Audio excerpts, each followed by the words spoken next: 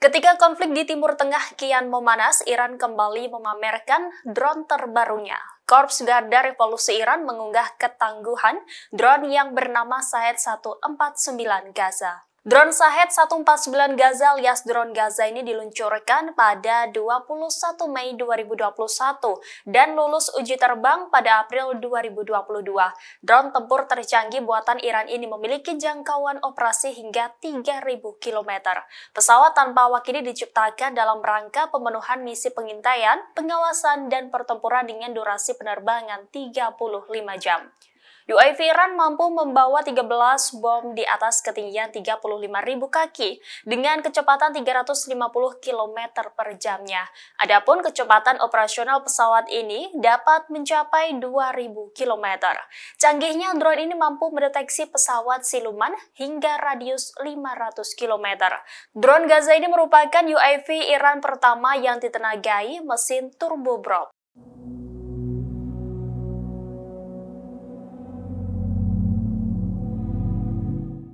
Pernyataan Syekh Ahmad Ismail Hasan Yassin, salah satu pendiri kelompok militan Hamas di Palestina, kembali viral di media sosial.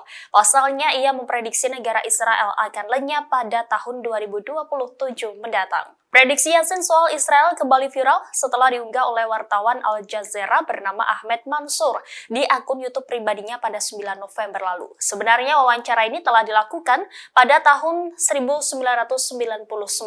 Dalam pernyataannya, Yassin mengakui Israel memang didukung oleh kekuatan yang besar, akan tetapi kekuatan tersebut tidak ada yang kekal. Dia lalu mengibaratkan kekuatan itu sama halnya seperti manusia yang lahir kemudian tumbuh besar, tua, dan meninggal dunia. Perumpamaan itu sama halnya dengan sebuah negara. Negara akan tumbuh, kemudian berkembang perlahan, berada pada puncak kejayaan dan akan ada masa hancurnya. Sementara itu Yassin mengatakan dirinya melihat masa depan Palestina yang sulit. Diketahui Syekh Ahmed Ismail Hasan Yassin lahir pada Juni 1936 dan meninggal dunia pada 2 Maret 2004. Sebelum meninggal, ia menderita lumpuh seusai kecelakaan olahraga saat usianya baru 12 tahun. Tidak hanya lumpuh, namun Yassin juga hampir mengalami kebutaan. Meski begitu, Yassin mampu memimpin Hamas melawan Israel. Kondisi itu dilakukannya selama bertahun-tahun meski harus memimpin dari kursi roda. Yassin pun menjadi sosok pendiri Hamas yang membuat seruan untuk menyerang Israel dengan menggunakan taktik bom bunuh diri.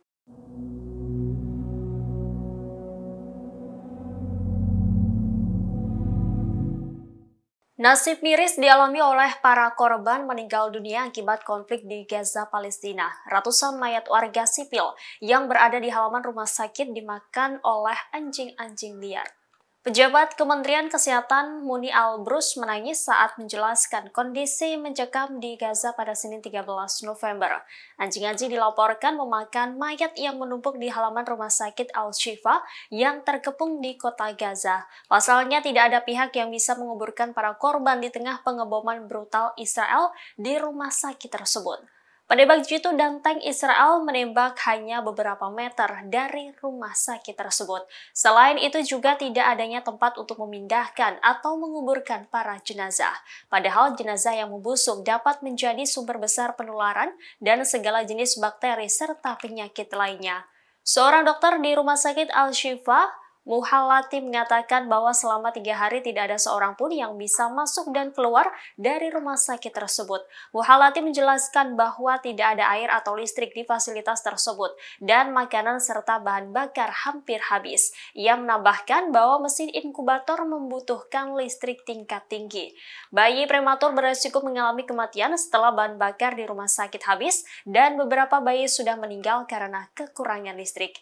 Muhalati pun menyerukan agar pembantaian Israel diberhentikan serta adanya koridor yang aman dan terjamin untuk memungkinkan pasien dievakuasi.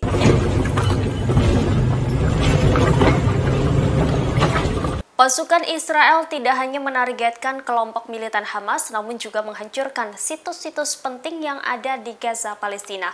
Dilaporkan Selasa 14 November, bulldozer Israel menghancurkan monumen mendiang pemimpin Palestina, yakni Yasser Arafat di pintu masuk kamp pengungsian Tulkarem di tepi barat. Detik-detik penghancuran monumen mendiang pemimpin Palestina Yasser Arafat viral di media sosial X. Dalam video yang berdurasi 39 detik itu, memperlihatkan sebuah bulldozer IDF melaju kemudian melindas monumen tersebut. Setelah menghancurkan dua pilar monumen, bulldozer kemudian mengarah ke sebuah tugu Yasser Arafat lalu menghancurkannya. Adapun penghancuran ini terjadi saat pasukan IDF melakukan operasi militer besar-besaran di tepi barat. Meski tidak ada militer Hamas di sana, pasukan Zionis menyerbu wilayah di bawah pemerintahan Otoritas Pembebasan Palestina itu. Per Selasa, IDF mengklaim membunuh 7 warga Palestina di kamp pengungsian Tulkarem. Menurut rumah sakit pemerintah Tabe di Tulkarem, 2 orang dilaporkan tertembak peluru pasukan IDF. Kemudian 3 pemuda dikabarkan terbunuh setelah Israel menjatuhkan bom lewat drone di hari yang sama. Sebelumnya, IDF juga menewaskan 2 pemuda Palestina di kamp pengungsian Tulkarem. Israel is at war with Hamas, not with the civilians in Gaza. The IDF forces include medical teams and Arabic. Pasukan pertahanan Israel menggelar operasi tepat sasaran di Rumah Sakit Al-Shifa Gaza, Palestina. Operasi ini khusus untuk memburu militer Hamas di area tertentu rumah sakit tersebut pada Rabu 15 November. IDF melakukan operasi tepat sasaran berdasarkan informasi intelijen dan kebutuhan operasional. Langkah ini diambil setelah pertempuran beberapa hari berlangsung di dekat area rumah sakit tersebut. Juru bicara IDF dalam pernyataannya mengklaim pasukan yang diterjunkan dalam operasi ini sudah dilatih secara khusus. Meski warga sipil yang tewas terus meningkat, IDF berdalih hanya memerangi militan Hamas. Menurut laporan sebelumnya, pasukan IDF menembaki beberapa bagian fasilitas medis sejak dini hari. Suara tembakan terdengar di beberapa ruang rumah sakit tersebut. Sekitar 700 pasien dan 700 staf saat ini dirawat di rumah sakit. Fasilitas tersebut juga menawarkan perlindungan bagi 2.000 hingga 3.000 pengungsi yang sejak saat itu tidak dapat pergi karena pemboman besar-besaran Israel di wilayah sekitarnya.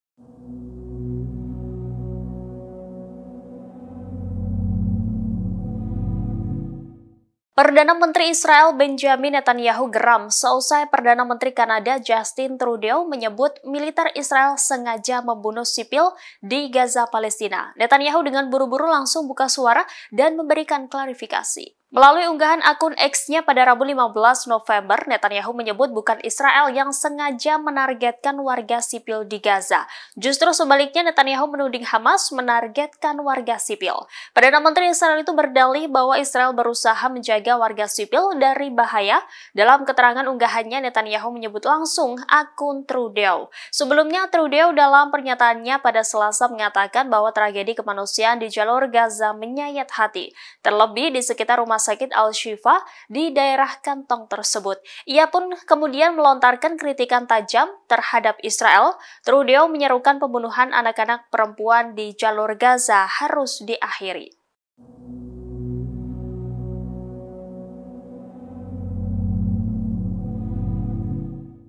Rusia mengaku terganggu terhadap aksi militer Israel di jalur Gaza, Palestina. Demikian disampaikan Duta Besar Rusia untuk Israel, Anatoly Viktorov. Dikutip dari TSS Rabu 15 November, Anatoly Viktorov menyebut tindakan tentara Israel di jalur Gaza membuat Moskow sangat prihatin. Ia juga turut menyoroti pernyataan IDF yang menyebut markas besar dan pos komando yang diyakini milik Hamas adalah target yang sah. Viktorov mengatakan ini adalah serangan yang kejam tanpa mempedulikan korban sipil. Duta Besar Rusia untuk Israel itu mengakui memang penting untuk memerangi terorisme, namun juga penting untuk mempertimbangkan dampaknya. Viktorov menegaskan bahwa tidak ada yang bisa membenarkan adanya korban sipil. Adapun perkembangan terbaru, IDF telah mengepung total rumah sakit terbesar di jalur Gaza tersebut. Rabu 15 November, IDF menggelar operasi tepat sasaran untuk memburu militer Hamas. IDF menembaki beberapa bagian fasilitas medis sejak dini hari. Juru bicara IDF dalam pernyataannya mengklaim pasukan yang diterjunkan dalam operasi ini sudah dilatih secara khusus.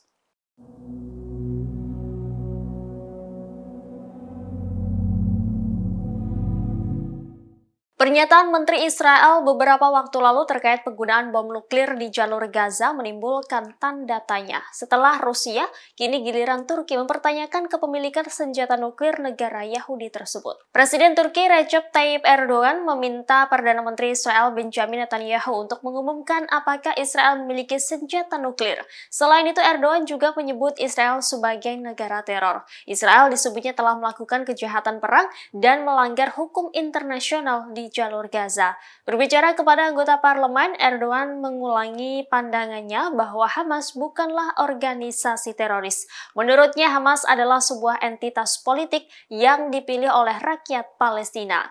Dalam kesempatan itu, Erdogan menegaskan Turki akan bekerja sama dengan dunia untuk memberikan pengakuan kepada pemukim Israel sebagai teroris. Hal itu merujuk pada kekerasan yang semakin meningkat di tepi barat yang diduduki Israel.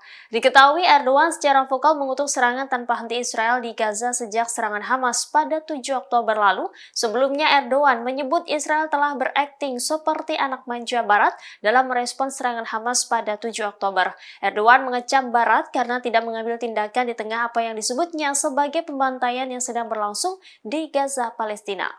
Download Tribun X sekarang, menghadirkan lokal menjadi Indonesia.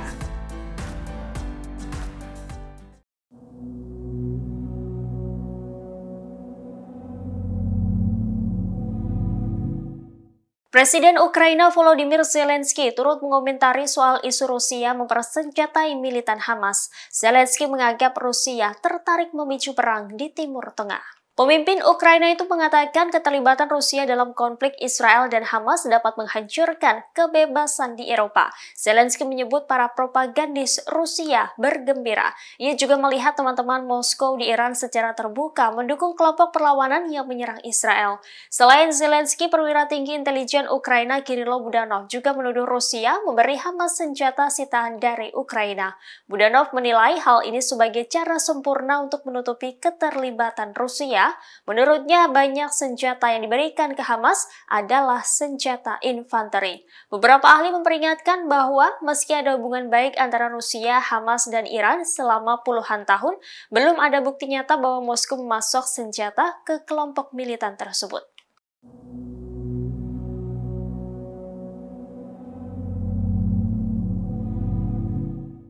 Perdana Menteri Israel Benjamin Netanyahu memperingatkan sekutunya di Amerika Serikat dan negara-negara Barat bisa menjadi target serangan militer Hamas jika Israel kalah.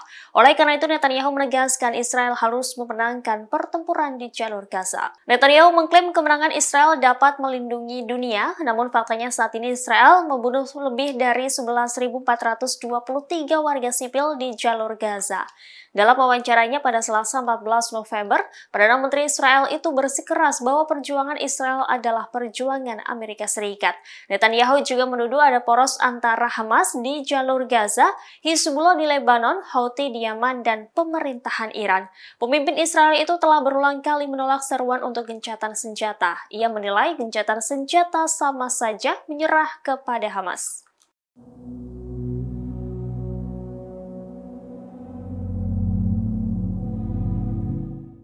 Mantan Duta Besar Israel untuk PBB MK Dani Danon menyebut Sekjen Antonio Guterres sebagai juru bicara Hamas. Tudingan ini disampaikannya saat dimintai komentar terkait sikap PBB terhadap perang Israel melawan Hamas pada Rabu 14 November. Danon melihat Guterres bekerja untuk mendorong rencana Hamas di panggung internasional. Dia mengatakan juga Sekjen PBB tidak mengambil sikap yang seimbang. AS harus memandangnya sebagai persona non grata. Danon mengaku ada tekanan dari PBB tentang seruan gencatan senjata. Menurutnya, Sekjen PBB berada di posisi tidak mendukung Israel untuk menyelamatkan para sandera yang ditahan Hamas di jalur Gaza. Pernyataan senada juga disampaikan oleh Menteri Luar Negeri Israel Eli Cohen. Dia menganggap Antonio Guterres tidak cocok menjadi Sekjen PBB. Hal itu karena Guterres tidak berbuat cukup untuk mengecam kelompok Hamas dan terlalu dekat dengan Iran. Sebelumnya, Guterres pernah menyatakan terdapat hal yang salah dalam operasi militer Israel ke jalur Gaza karena turut menewaskan lebih dari 11.000 warga sipil di sana. Bulan lalu, Guterres juga sempat mengatakan bahwa serangan Hamas ke Israel yang terjadi pada 7 Oktober lalu tidak terjadi tanpa sebab. Sikap dan pernyataan Guterres tersebut membuat Israel murka. Download Tribun X sekarang, menghadirkan lokal menjadi Indonesia.